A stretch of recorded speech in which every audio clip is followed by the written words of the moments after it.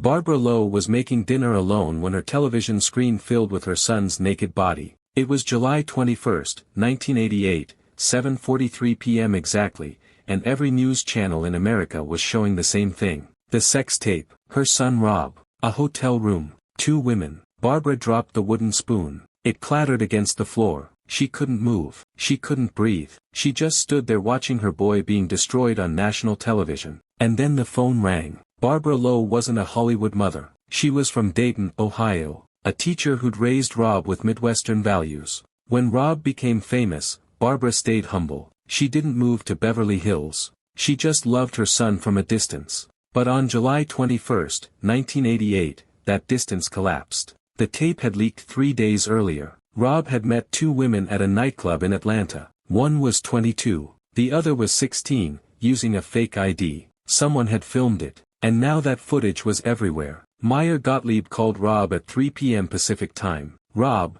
turn on entertainment tonight, now." Rob grabbed the remote control. There it was. "They're running it everywhere," Meyer said. "Hard copy wants a statement. CNN, ABC, everyone. Tell them to go to hell. Jay Leno opened with you last night. Letterman's doing a top 10 list tonight. Every comedian in America is making you the punchline." Rob threw the remote across the room. "Let them. What am I supposed to do? Every newspaper, every TV screen in America is showing this. You're the story. I know that, Meyer. This isn't going away. This is your reality now." Rob hung up. He poured himself scotch, then stopped. He stared at it, his hands shaking. He didn't drink it. But it wasn't the city he was thinking about. It was his mother. Because if it was on CNN, she'd seen it. Barbara Lowe, the woman who'd driven him to acting classes when he was 12. The woman who'd believed in him. She'd just watched him become everything he shouldn't be. Rob picked up the phone. His hand was shaking. He dialed. "Hello."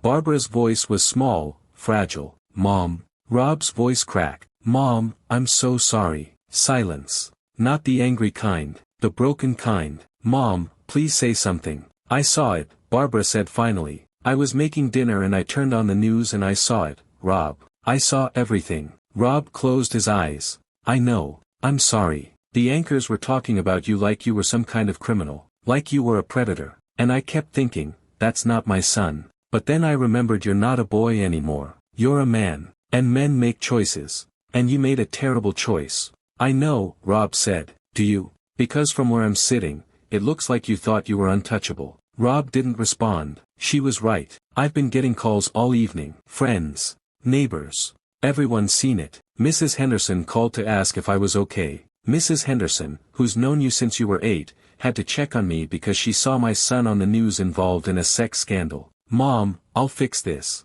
I'll make a statement." "Rob, stop. You can't fix this. You can't apologize your way out. You humiliated yourself on national television. You humiliated those girls. You humiliated me. And no press conference will change that." The words hit Rob like physical blows. "I know you're angry," Rob said quietly. "I know I deserve it. But Mom, I'm scared. I'm so scared I don't know what to do." "Good. You should be scared. Fear is your conscience trying to tell you something. Listen to it. What if I can't come back from this? What if this destroys everything? Then you build something new. Something better. Something real. So what do I do?" Rob asked, sounding like a child again. Barbara was quiet for a long moment. "You come home. You get on a plane tomorrow and you come home to Ohio. Not to hide, but to remember who you are. Because you're not Rob Lowe the movie star right now. You're Rob Lowe the kid from Dayton who forgot where he came from. I can't leave LA. The lawyers. I don't care about the lawyers.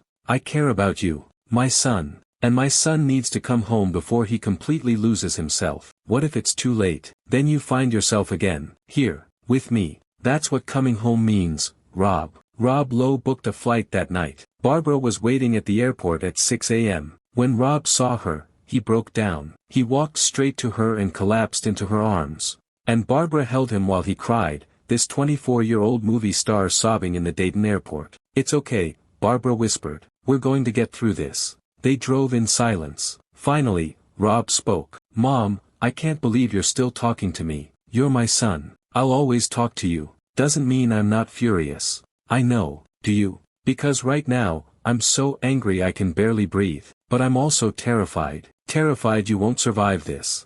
I'm not going to hurt myself." "Rob, Don't make promises you can't keep. I know what rock bottom looks like. And you're there. They pulled into the driveway. When we go inside, I'm making coffee. And you're going to tell me everything. Not the lawyer version. The truth. Do you understand? Okay, Rob whispered. Barbara made coffee. They sat at the kitchen table. I watched it 3 times, Barbara said quietly. The news coverage. I couldn't stop. I kept thinking maybe it wasn't as bad as it seemed, but it was worse. Rob looked down. I don't remember much of that night. I was drunk. I was high. I thought I was invincible. You're not invincible, Rob.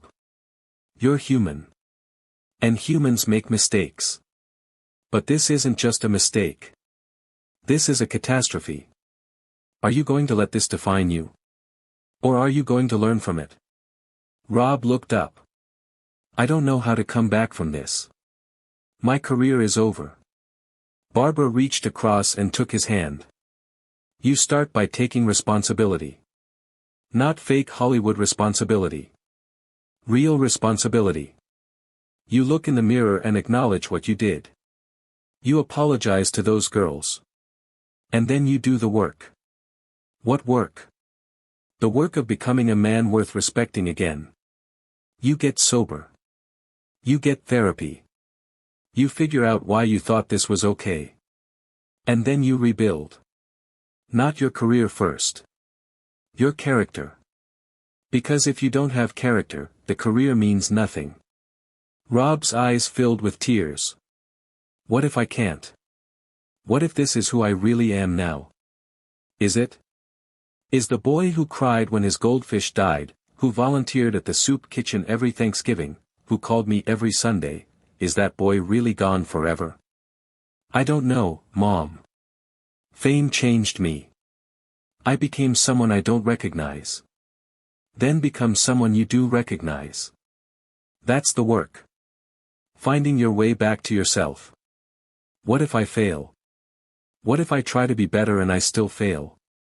Then you get back up and try again. That's what resilience is, Rob. It's not never falling. It's getting back up every single time you do. How? How do I even start? You already started. You came home. That took courage. Now you keep going.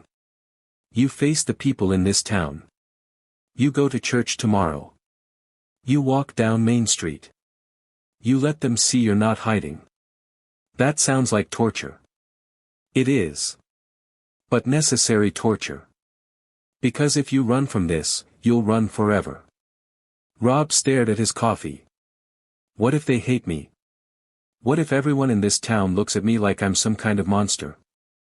Some will, Barbara said honestly. Some people will never forgive you, and you know what? That's their right. You don't get to control how people react to your mistakes, Rob. You only get to control how you respond to their reactions. So I just take it. Take all the judgment, all the anger. Yes, you take it with grace and humility, because that's what accountability looks like. It's not comfortable. It's not easy, but it's necessary. They sat at that table for 6 hours. Barbara asked questions Rob didn't want to answer. She pushed when he tried to deflect. And when he finally broke down, Barbara said, "Good. Fear means you still care. This is rock bottom. And the only direction from rock bottom is up." On Sunday, Barbara insisted they go to church. Rob sat in the back pew. People turned, whispered, pointed. After the service, Mrs. Henderson approached. "Barbara, I'm so sorry." "Thank you, Margaret," Barbara said. Mrs. Henderson looked at Rob. "We're praying for you, Robert." Rob couldn't speak. He just nodded. In the car, Barbara said, "That was brave. That was humiliating." "Good. Humility is what you need. Tomorrow it'll be less humiliating." That's how healing works. One painful day at a time. That afternoon, Rob walked through his old neighborhood. A kid on a bike yelled, "Hey, sex tape guy." Rob came home shaking. "I can't do this, Mom." Barbara handed him water. "Yes, you can. Because if you run now, you'll run forever. Sit down." On the third night, she asked him something that changed everything. "Rob, why did you become an actor?" "What do you mean?" "When you were 12. Why?" Rob thought about it. "Because I wanted to tell stories. I wanted to make people feel something real." "And what are you making people feel right now?" "Disgust. Shame." "Exactly. So if you want to come back, you need to remember why you started. You need to tell a different story. Not with words. With your life. With who you become.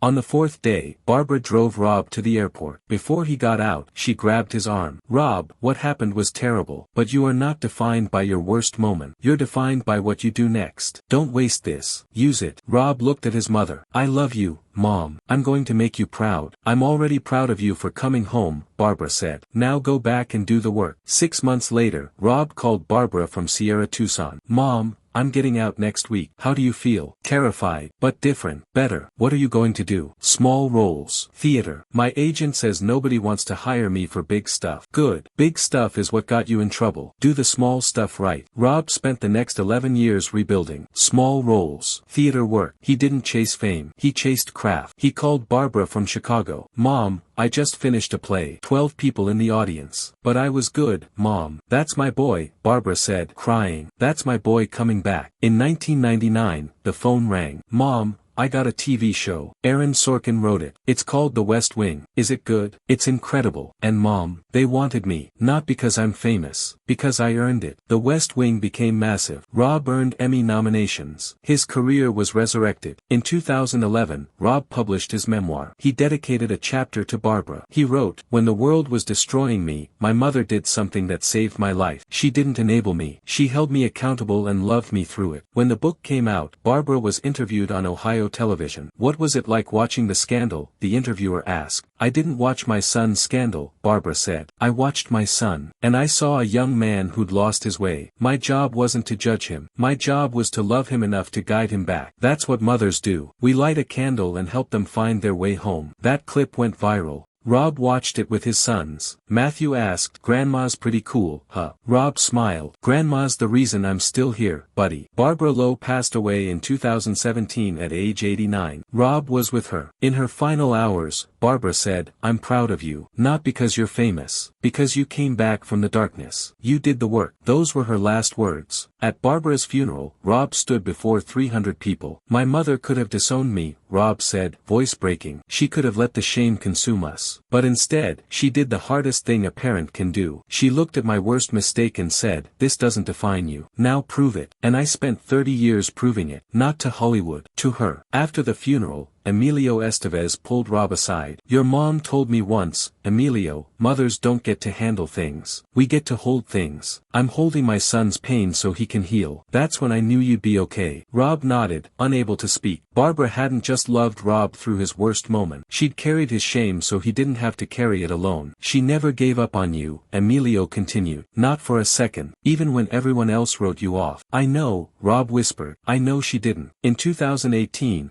a year after Barbara died, Rob sat down with Oprah. Your mother, Oprah said. She saved you. She did, Rob said, voice breaking. In 1988, she watched me destroyed on every television in America. And you know what she did? She called me and said, come home. Not, I'm done with you. Come home. What did that mean to you? Everything. It meant I wasn't alone. It meant someone still believed in me. She held me accountable. She didn't let me make excuses. But she also didn't abandon me when the whole world was ready to throw me away. She taught me that your worst moment doesn't have to be your last moment. Oprah leaned forward. What would you say to her now? Rob looked at the camera. Thank you, Mom. Thank you for not giving up on me. Thank you for calling me home when I was lost. Thank you for doing the work too. Because you carried so much of my weight. And I'm still here. I'm still standing. I'm still trying to be better because of you. Oprah wiped her eyes. Do you think about that phone call often? That moment when she told you to come home? Every day, Rob said. Every single day. It's the moment my life changed. Not when I got the West Wing. Not when my career came back. When my mother said, come home, and I actually went. That's when I started living again. The audience erupted in applause. That phone call on July 21st, 1988, when Barbara's voice came through the line small and broken, asking Rob to come home, that was the moment everything changed. Not the scandal. Not the headlines. The phone call. The mother who loved her son enough to say, you're wrong, but you're mine, and we're going to fix this together. That's the real story. The mother in Ohio who watched her son destroyed and refused to let destruction be the ending. Because mothers don't write endings. They write comebacks. And Barbara Lowe wrote one of the greatest comebacks in Hollywood history from a kitchen table in Dayton, with tough love and unwavering faith. And she was right.